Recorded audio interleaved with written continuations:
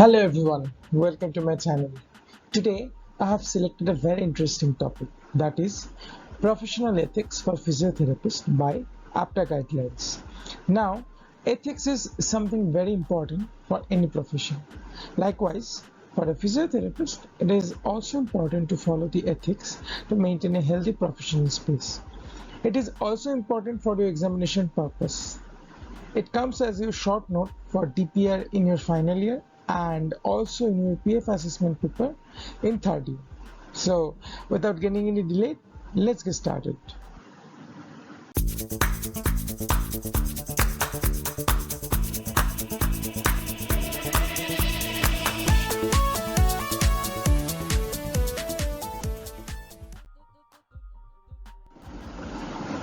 Okay, now let's talk about some introductory points. Ethics derived from the Greek word ethikos, that means arising from custom. Ethics in physiotherapy can be defined as the moral code of conduct that defines relationship between the therapist and his or her patient or client and the therapist and other healthcare professionals based on mutual respect and trust. Now let's talk about the purpose for making the professional ethics. The APTA guide for professional ethics is intended to serve physical therapists in interpreting the code of ethics for the physical therapist in matters of professional conduct.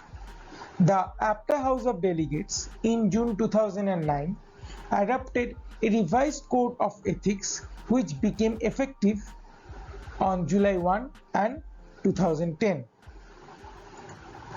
The guide provides a framework by which physical therapists may determine the propriety of their conduct. It intends to guide the professional development of physical therapist students. It applies to all physical therapists. Now, let's talk about the preamble. First, it defines the ethical principles that form the foundation of physical therapist practice in patient or client management, consultation, education, research, and administration. It provides standards of behavior and performance that form the basis of professional accountability to the public. It provides guidance for physical therapists facing ethical challenges regardless of their professional roles and responsibilities. It educates physical therapists, students, other healthcare professionals, regulators, and the public regarding core values, ethical principles, and standards that guide the professional conduct of the physical therapist. It establishes the standards by which APTA can determine if a physical therapist has engaged in any unethical conduct. Okay, so in this video, I'm only going to discuss about the important principles mentioned in the APTA guidelines. To know about all the principles, you can follow my Telegram channel where I already uploaded all the principles in the APTA guidelines. Okay, the first principle is principle 1A. It is basically represents respect, that is respect towards your patient. In this, physical therapist shall act in a respectful manner toward each person regardless of age, gender, race, nationality, religion, ethnicity, social or economic status, sexual orientation, health condition, or disability. So from this, what we can interpret is principle 1A addresses the display of respect toward others. Unfortunately, there is no universal consensus about what respect looks like in every situation. For example, direct eye contact is viewed as respectful and courteous in some cultures and inappropriate in others. It is up to the individual to assess the appropriateness of behavior in various situations. Now, principle 2A, that is altruism. It basically defines that physical therapists shall adhere to the core values of the profession and shall act in the best interest of patients or clients over the interest of the physical therapist. Now, what it interprets basically is it reminds physical therapists to adhere to the profession's core values and act in the best interest of patients and clients over the interest of the physical therapist. Often, this is done without thought, but sometimes, especially at the end of the day, when the physical therapist is fatigued and ready to go home, it is a conscious decision. For example, the physical therapist may need to make a decision between leaving on time and staying at work longer to see a patient who was 15 minutes late for an appointment. Principle 2C, that is patient autonomy. It basically describes that physical therapist shall provide information necessary to allow patients or their surrogates to make informed decisions about physical therapy care or participation in clinical research. So, what it basically interprets is the physical therapist to respect the patient's autonomy. To do so, he or she shall communicate to the patient or client the findings of the physical therapist examination, evaluation, diagnosis, and prognosis.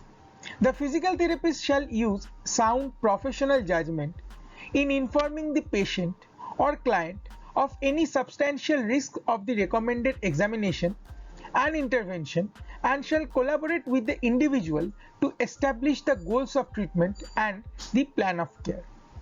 Ultimately, the physical therapist shall respect the individual's right to make decisions regarding the recommended plan of care, including consent, modification, or refusal. Principle 3, 3A, and 3B. All it describes is the professional judgment. Principle 3. It says physical therapist shall be accountable for making sound professional judgments. The core values are for this: excellence and integrity. Principle 3A describes that physical therapists shall demonstrate independent and objective professional judgment in the patient's or client's best interest in all practice settings. Principle 3B. It describes that physical therapists shall demonstrate professional judgment informed by the professional standards, evidence that includes the current literature and established best practice, practitioner experience, and patient or client values. So all the principle 3, 3 and 3B interprets that it states it is a physical therapist's obligation to exercise sound professional judgment based upon his or her knowledge, skill, training, and experience. Principle 3B further describes the physical therapist's judgment as being informed by three elements of evidence, best practice. So principle 3E is basically supervision. That is, physical therapist shall provide appropriate direction of and communication with physical therapist assistants, that is PTA, and support personnel. So it basically interprets that an additional circumstance in which sound professional judgment is required, namely through the appropriate direction of and communication with physical therapist assistant and support personnel. Now, principle 4, that is integrity in relationships. It basically states that physical therapists shall demonstrate integrity in their relationships with patient or clients, their families, colleagues, students, research participants, other healthcare providers, employers, payers, and the public. So the basic core value here is the integrity, and the interpretation of principle 4 addresses the need for integrity in relationships. This is not limited to relationships with patients and clients, but also includes everyone physical therapists come into contact with professionally. For example, Demonstrating integrity could encompass working collaboratively with the healthcare team and taking responsibility for one's role as a member of that team. Now, principle 4C, that is reporting. It states that physical therapists shall discourage misconduct by healthcare professionals and report illegal or unethical acts to the relevant authority when appropriate. Principle 4F, that is sexual harassment. It basically states that physical therapists shall not harass anyone verbally, physically, emotionally, or sexually. Okay, principle 4E, that is exploitation. It states that physical therapists shall not engage in any sexual relationship with any of their patients, clients, supervisors, or students. Principle 5D and 5E, that is colleague impairment. 5D states that physical therapists shall encourage colleagues with physical, psychological, or substance related impairments that may adversely impact their professional responsibilities to seek assistance or counsel. 5E states that physical therapists who have knowledge that a colleague is unable to perform their professional responsibilities with reasonable skill and safety shall report the information to the appropriate authority.